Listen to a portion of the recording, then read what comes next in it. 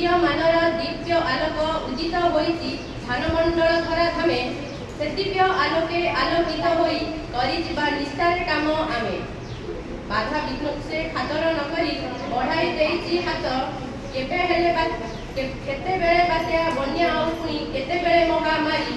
ଘର ପୋଡ଼ିର ସେ କରୁଣ ଚିତ୍କାର ଆମକୁ ନିଏ ସେ ଟାଣି। ଆମକୁ ନିଏ ସେ ଟାଣି।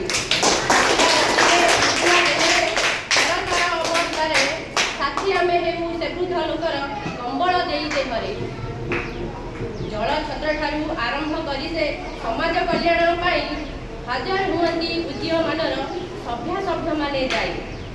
ନାରୀ ସ୍ୱାବଲମ୍ବୀ ହୋଇବା ପାଇଁ ସିଲେଇ ଶିକ୍ଷା ଆରମ୍ଭ କଲେ ଆମ ଅନିଲ ଭାଇ। ନାଚ ଓ ଗୀତର ଆସରା ମେଲି ଉଦୀୟମାନରେ ପ୍ରତିଦିନ ବୋଲି। ଉଦୀୟମାନର ପ୍ରତିଷ୍ଠାତା ଓ କର୍ମକର୍ତ୍ତା ସଭିକୁ ଆମର ଗୋଟିଏ ବାର୍ତ୍ତା। ଅଚେତନରୁ ସେ କରେ ସଚେତନ।